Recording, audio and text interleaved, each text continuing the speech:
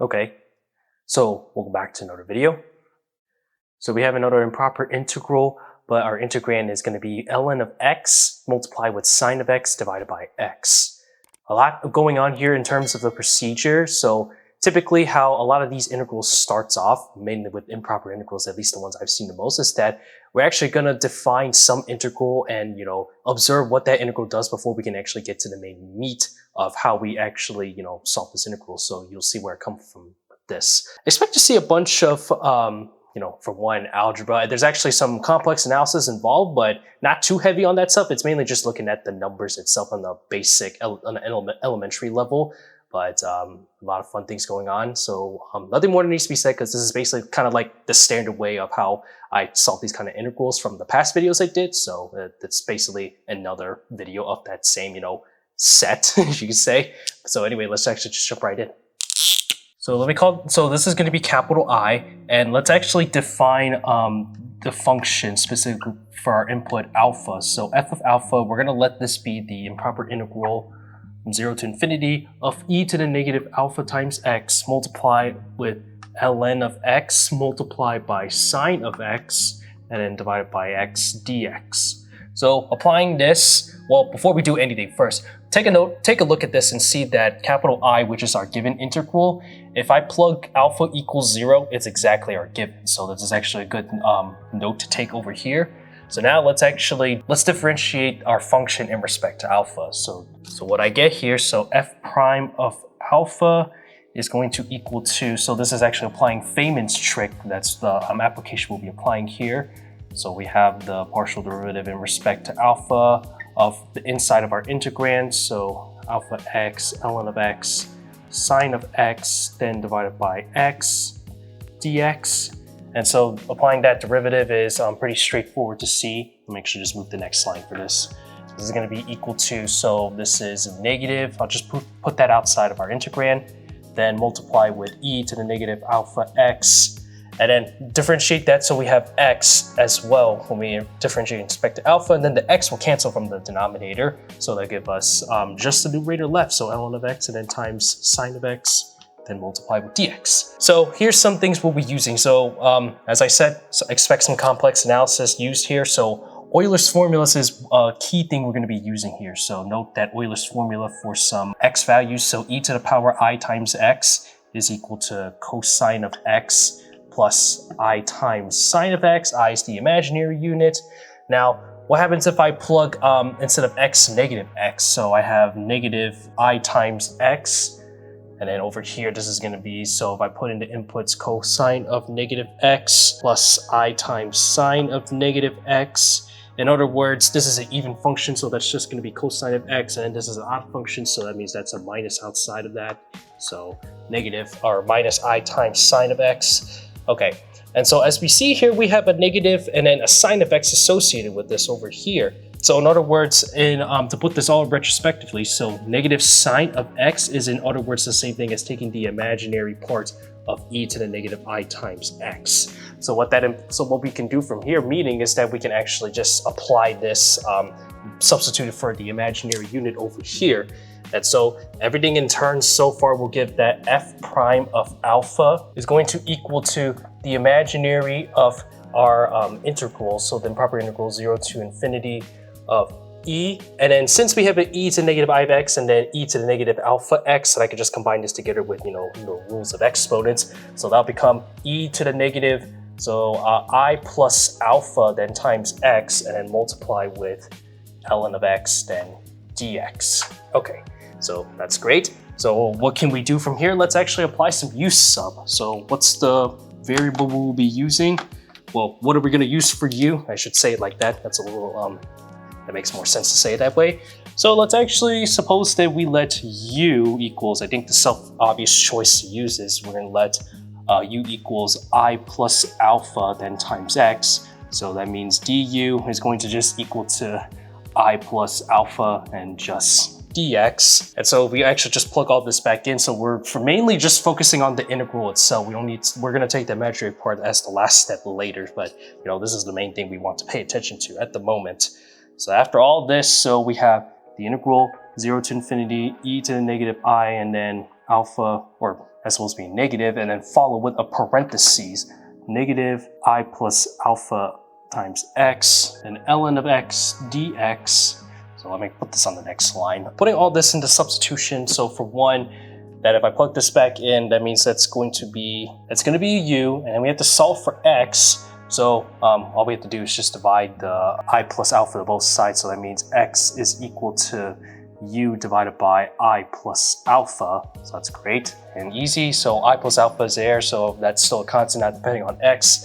I can actually just factor that outside of the our integrand, so actually everything would just be 1 divided by I plus alpha, then multiplied with our integral, so actually the bounds don't change when you plug this in for the new variable.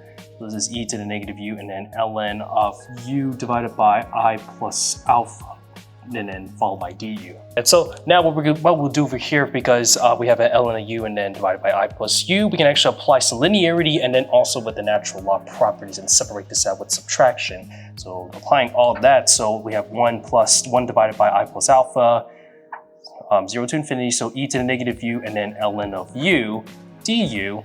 Then let me just follow this with the next line, then subtract. So we have ln of I plus u, or I plus alpha, and then just factor that out. That's still a constant, not dependent on u. So ln of I plus alpha, then divided by I plus alpha. Then we just multiply with just the integral from the improper integral 0 to infinity of e to the negative u du. Here's the nice thing here. These two integrals are actually not that difficult to calculate. Well, this isn't difficult. This one, however, is a different story because I actually did a video on this that if you want to check out, it's in the link in the description below. What that comes down to is over here, this is going to be the negative Mascheroni constant. And then over here, if you apply all this out, this is actually just going to equal 1. And so that actually saved us some time, and then we can actually move forward with the discussion on where do we go from here in terms of solving this out.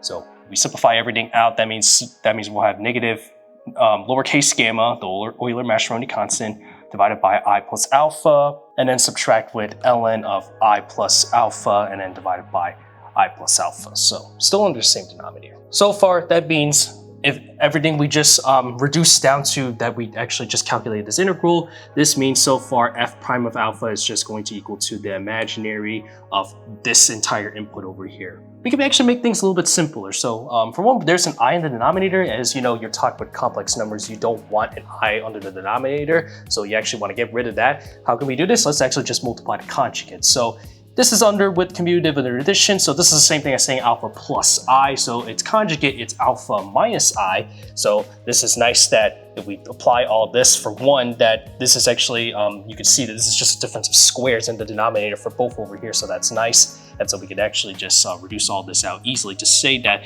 negative lowercase gamma, then alpha subtract I, and then difference of squares. So I have I and then a minus I, so negative I squared. That's the same thing as positive 1. So in other words, this is 1 plus alpha square, and then over here minus, so alpha minus I, and then ln of I plus alpha, then divided by same thing since it's the same denominator, 1 plus alpha square. Now here's some things that we need to do. We actually have, of course, imaginary units. So complex number is this entire thing over here. So how do we actually proceed forward from here? Note that complex numbers in the form of z equals x plus I times y. X and y being real numbers. So what if we actually instead, because we're dealing with natural numbers, so it's also worth noting that before we get to that whole natural numbers shtick, it's also worth noting that complex numbers can be represented in a form of polar. So polar form, which says that z is equal to r times e times, or e to the power I times theta, r being your radius, and then theta being, the argument of how the complex number on that complex plane is being formed. So when you have those arguments, so let me first put that z is equal to x plus I times y. Then that can be represented the same thing as r times e to the power I times theta. Then we know that r, in other words, is your modulus. The radius is the same thing. We put this as x squared plus y squared. And then theta is formed by calculating the arctangent of y divided by x. And so from here, then if I were to say that because we have the natural log right here, so that means everything is natural log, so the natural log of z is equal to the natural log of r times e to the power I theta, then apply some log rules. In other words, then we have that ln of r and then add this with I times theta. Okay, and so from here we can actually utilize this formula to help compute some things under, the imaginary argument over here. So from here, we have that z is equal to, for example, because it's a complex number over here in this input, alpha plus I. And so that has to mean that r is going to be 1 plus alpha square, and then theta is going to equal to arctan of 1 divided by alpha. And so here, let's actually plug all this back in, but before we do that, let's now take the natural log of both sides. So ln of alpha plus I now is going to equal to just 1/2. So just that's after applying the natural log rules, and multiply by the ln of 1 plus alpha square. Then this is going to be, then add this with I times the arctan of 1 divided by alpha. And so now everything here, so we can actually just plug this back in for the new argument, our simplified argument for the imaginary over here. That means f prime of theta is, it's going to be a long one over here. So we have that so far reduced down to the imaginary of negative lowercase gamma, then alpha minus I, and then divided by 1 plus alpha square. Then we have the subtract. So this means just substitute this back over here. So 1/2 ln of 1 plus alpha square. Then add this with I times arctan of 1 divided by alpha. I'm running out of room here, so let me put an arrow just to say that this is multiply with alpha minus I, and then all this being divided by 1 plus alpha squared under that same denominator over here. Let me write that a little bigger. Now all we have to do is just literally, in general with imaginary numbers, you just take the imaginary part. So you just gotta look at everything that after you do the multiplication, just look for the terms that associate with the imaginary unit I. So after applying all that, so now that this is going to come down to just alpha divided by, so this is just going to come down to lowercase gamma divided by 1 plus alpha square, then subtract alpha multiplied by arctan of 1 divided by alpha divided by 1 plus alpha square, then add this with 1/2 and then multiply with ln of 1 plus alpha square and then divided by 1 plus alpha square. That's pretty nice how we come down to this conclusion. So far, I think now let's actually go back to give ourselves a little reminder. For one, that we know that for the from given that are defined for f of alpha, if you were to take the limit as alpha approaches infinity, then that whole thing is going to approach 0. So let's actually make that bit of a notation over here. Alpha approaches infinity of f of alpha is going to equal 0. And so what that entails is that we can actually rewrite this a little bit differently. So therefore, I is equal to f of 0 that we just said, but we could actually write this in terms of an integral from 0 to infinity of f prime of alpha and then d alpha. As you see that we just take the antiderivative of this, that gets us back to the original function over here, and then just apply the bounds. So infinity, we set that it's going to be 0, then we plug in 0, then minus, and then minus f of 0. That's actually going to give us exactly what we want. So with this, now that means that we have to take the integral of this entire thing from 0 to infinity, and also jumping one step ahead, that we can actually apply some linearity over here. So this means we have negative lowercase gamma with the integral from 0 to infinity of 1 divided by 1 plus alpha squared d alpha. Add this with the integral from 0 to infinity of alpha times arctan of 1 divided by alpha, then divided by 1 plus alpha squared, then d alpha, then move on to the next line, then subtract 1/2, then multiply with the same integral 0 to infinity of ln of 1 plus alpha squared, and then divided by 1 plus alpha squared d alpha. There's a lot of things going on that we need to calculate, but that's okay. So we're actually going to keep going on from here. So as we see here, we have 1 divided by 1 plus alpha squared. That's a pretty standard antiderivative of arctan. And if we plug infinity to 0, so that means all those bounds, that's going to give us pi over 2. And so therefore, so far that this is just going to equal to pi negative lowercase gamma times pi divided by 2. So let me actually put that back here. So from here, so that means now we got to calculate these two integrals over here. So let's actually just work on that. So we're pretty much almost there. So let's see. Let's start with this integral over here. What we can do is now we can actually apply some u substitution. Let me just call this x. So we're over here, say x equals. So we're gonna let this be arctan of 1 divided by alpha. So if I just take the differentiation, so dx is going to equal to -1 divided by 1 plus alpha square, and then d alpha. Then if, don't forget that we have to plug the alpha back in, so we have to solve for that. So doing so, that will give us alpha is going to equal to cotangent of x. Then if we plug in the new bounds for 1, that means this is going to be from 0 to pi over 2. Then that gets rid of the, so that puts back that cotangent x, and that is multiplied by x, and then with the derivative. Oh, it's also worth noting that, well, I also already switched the bounds with the negative, so that's why afterwards that turns into positive with the, after putting in the correct bounds. So that will become x, and then multiplied by cotangent x dx. So how do we actually proceed from here? So this is actually going to have to be some integration by parts we'll be using. We're going to let u equals x, du equals dx. So dv is equal cotangent x. I wrote that c a little weird. Cotangent x dx. Then dv is going to be the natural log of sine of x. Okay, and so now all we have to do is just plug this back in for here. So I'm going to erase this side and I'm going to make some room for, the continuation here. So that means putting this back in over here, that we actually do uv and then minus the integral of e du. So that'll give us x times ln of sine of x, and then evaluate your bounds from 0 to pi over 2. But this is actually going to be going to 0 for 1 if you plug, well, for 1 sine of pi over 2 is just 1 ln 1 0, so that's fine. But with the 0, you're going to actually, in terms of a limit, and then you have to apply some, L'Hopital's rule from that indeterminate form. Let's save that as we're skipping that step over here. And then now we have subtract 0 to pi over 2 of ln of sine of x, and then dx. And so that's just going to be 0, so all that's left is, now this is just equal to negative of, the given from above. What's next from here? What we can do here, there's still more to go. We can actually apply King's property, which says that if we have some finite interval from a to b of f of x dx, we can actually write this as, so the same bounds again, but our input's going to be from a plus b and then subtract x dx.